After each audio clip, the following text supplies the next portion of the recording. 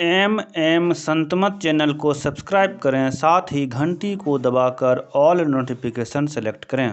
आप सभी से आग्रह है कि सत्संग को पूरा अंतिम तक देखें। सम्माननीय साधु समाज, धर्म प्रेमी सज्जनों, माताओं एवं बहनों,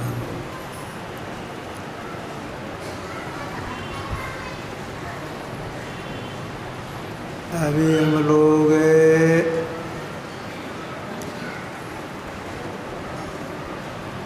संत का क्या स्वभाव होता है, असंत का क्या स्वभाव होता है, संत की कैसी करनी होती है, दुष्ट की कैसी करनी होती है, आदि आदि बातों को सुन रही थी।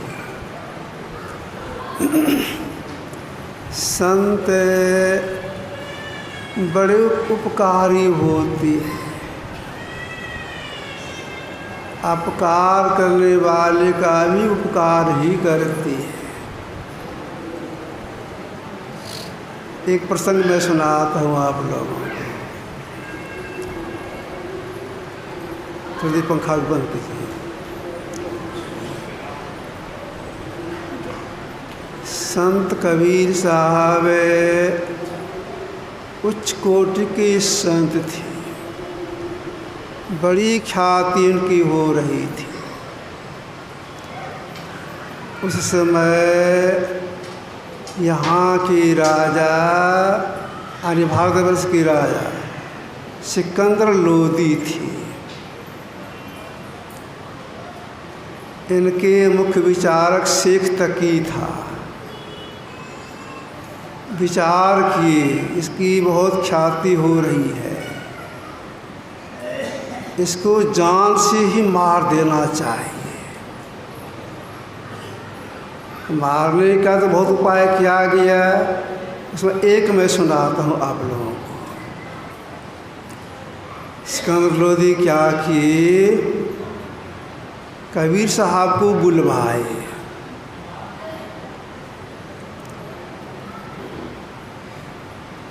इसके बाद क्या किए, चूल्हा में आग लगवाए, उस पर बड़ी कढ़ाई रखवाए, कढ़ाई में पूरा तेल भरवा दिए। जब तेल वो खौलने लग गया, तब सिकंदर लोदी ने कहा, कबीर जी आपकी ख्याति बहुत हो रही है,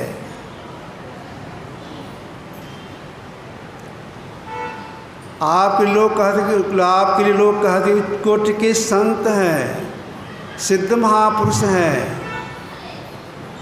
तो आपकी ख्याति बहुत हो रही है, इसलिए आप एक काम कीजिए, हम लोग भी देखेंगे आपके चमत्कार को। यह जो कढ़ाई है, तेल इसमें खौल रहा है, इसमें जब बैठिए तो भीतर में भाव यह था कि इसमें कैसे घुसेगा, जल के समाप्त हो जाएगा। तो बड़ाई किए खूब, इसमें बैठ कर दिखाइए तो। कबीर साहब तो सिद्ध महापुरुष थे, कढ़ाई में जो तेल खौल रहा था उसमें घुसे और पलथी मार के बैठ गए। तेल खौल रहा है और वे मजे से चुपचाप बैठे हुए हैं। सिकंदर लोदी के मन में हुआ, हो न हो कबीर जी ने अपने मंत्र के प्रभाव से तेल को ठंडा कर दिया है, इसीलिए ये मज़े से बैठे हैं और जल नहीं रहे हैं। जरा देखना चाहिए तेल ठंडा है या गर्म है।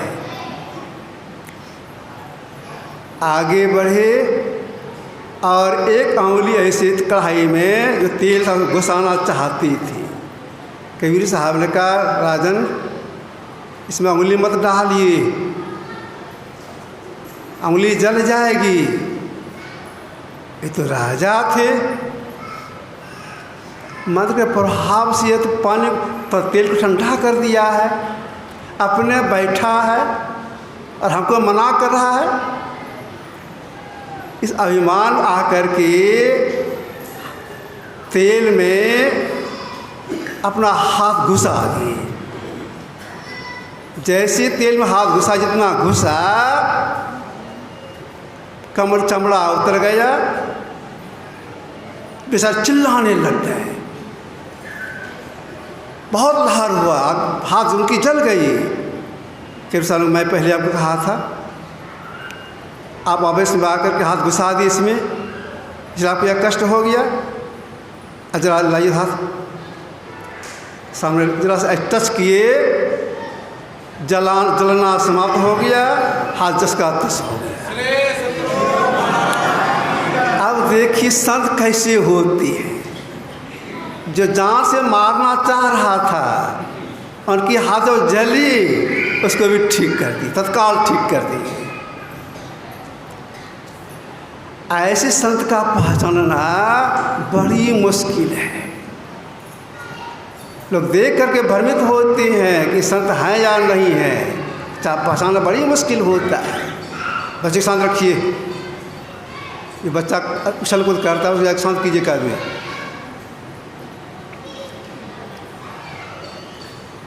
अभी हम लोग प्रसंग सुन रहे थे, भगवान श्री राम जो भगवान विष्णु के अवतार थे और भरत जी जो भगवान विष्णु के गदा के अवतार थे, इन दोनों का प्रसंग है। भरत जी निवेदन किए हैं भगवान राम से, संत का क्या लक्षण है, असंत का क्या लक्षण है, जिसकी व्याख्या हम लोगों ने रंजन बाबा से सुना। प्राय सब लोग जानते हैं भगवान श्री राम ही भगवान कृष्ण के रूप में संसार में आए। भगवान कृष्ण से अर्जुन ने निवेदन किया था,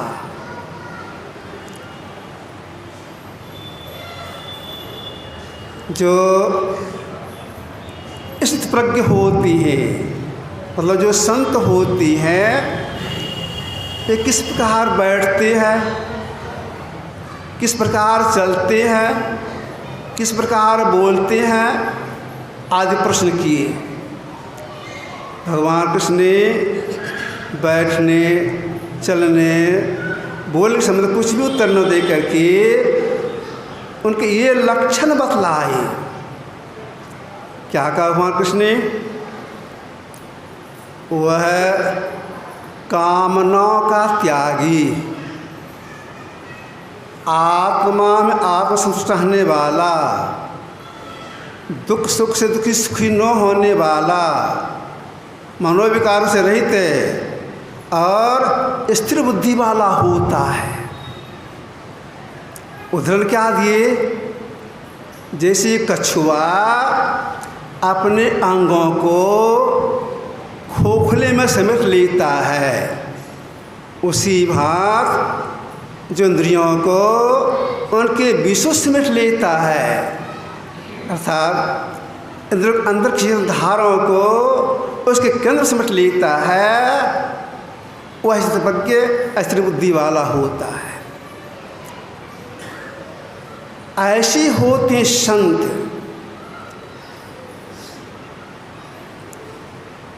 यह अवस्था कब प्राप्त, कैसे प्राप्त होती है? जब चेतन धारा बिल्कुल सिमट जाए, यह अवस्था होगी प्राप्त कैसे? इसी के लिए संत का कहना है, इसके जानकारी के लिए पहले संतों का संग करना होगा। अवस्था कैसे प्राप्त होगी, इसकी जानकारी के लिए संतों का पहले संग करना होगा। और संग करने से लाभ प्रारंभ शुरू हो जाएगा, क्योंकि संग का रंग लगता है। अगर गिरे से गिरे प्राणी भी अच्छों का संग करती हैं, उनमें महानता आ जाती है। नीति शास्त्र में एक श्लोक आया है कि टोपि सुमने संगात आरोहति शतांग शिरः अस्माप्यतिवत्वं मध्विशोक प्रतिष्ठा। एक कीड़ा भी फूल के संग से सज्जनों के सिर पर चढ़ जाता है। एक पत्थर का टुकड़ा है जिस पर लोग जूता लेके चलते हैं, जूता का ठोकर लगता है। अगर वह पत्थर किस कारीगर के हाथ लग जाता है और कारीगर उसको मूर्ति का रूप दे देता है, और कोई बड़े आदमी उसमें प्राण प्रतिष्ठा कर देती हैं, तो जो पत्थर जूता का ठोकर खाता था उसकी अब पूजा होने लग गई। ठीक ऐसी ही गिरे से गिरे प्राण वगैरह अच्छे का संग करती हैं, इस संसार में पूज्य हो जाता, चाहे कोई भी हो कोई पूज्य हो जाती हैं, तो संग का रंग लग गया। तो जो संतों का संग कर जानकारी मिल जाती है, ठोस जानकारी मिल जाती है कि संत अवस्था प्राप्त कैसे होती है, इसलिए क्या करना होता है। इसी के लिए महापुरुषों ने कहा अंत साधन के द्वारा जो अपने को सब इंद्रियों से अलग कर लेती हैं। समुद्र से मतलब यह है 5 कर्म इंद्रियां, हाथ, पैर, मुंह, लिंग, गुदा। 5 ज्ञानेंद्रियां, आँख, कान, नाक, जीभ, चमड़ा। 5 5 10 400 के भीतर में है मन, बुद्धि, चित्त, अहंकार। 14 से जो इन 14 से जो अलग कर लेते हैं अपने को, ये संत हो जाते हैं। अब 14 से अलग कैसे होंगे? एक बार के होंगे, एक बार के नहीं होंगे। इसके लिए क्या करना पड़ेगा? इसके लिए पूरे मुस्तैदी के साथ समय लगा करके अपने को वैराग्य में रखते हुए परमात्मा के बहुत से नामों में से एक नाम का मानस जप, नाम संबंधी रूप का ध्यान, ये हो गए अस्थूल उपासना। इसके बाद सूक्ष्म उपासना में ये जो हम लोगों की 2 आँखें हैं और दोनों आँखों से दृष्टिधार निकल रही है, असमान रेखा निकल रही है, एक करना। अगर कोई दृष्टिधारों को एक कर लेती हैं, जोड़ लेते, मिला लेती हैं, इसका परिणाम यह होता है 5 कर्मेंद्रियां, हाथ, पैर, मुंह, लिंग, गुदा। 5 ज्ञानेंद्रियां, आँख, कान, नाक, जीभ, चमड़ा। 5 5 10 ये उनकी छूट जाती है। इसके छूटने पर क्या वे संत हो गए? नहीं, संत नहीं हुए। क्यों संत नहीं हुए हैं? इसलिए भीतर की 4 संग में है। ये छूट जाए तब संत अवस्था प्राप्त होगी। अब ये भीतर की 4 इंद्रियां, इससे छूटने के लिए क्या करना पड़ेगा? सबके अंदर में अनहद शब्द होता है।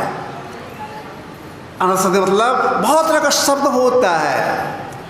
अनहद शब्दों में, उन बहुत तरह शब्दों में एक शब्द है सार शब्द, जिसको महापुरुषों ने कहा अस्फोट, उद्गीत, प्रणव ध्वनि, राम नाम, ओम, उल्टा नाम आदि। जब परमात्मा की मौज हुई तो कंप हुआ और शब्द हुआ। जो पहला जो शब्द हुआ उसे आदि शब्द कहा है।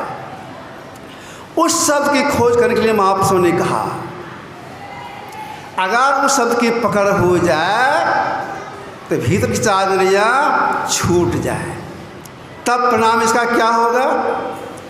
हृदय ग्रंथि खुल जाएगी, परमात्मा का दर्शन हो जाएगा। यही है संत अवस्था। यह अवस्था कौन प्राप्त कर सकता है?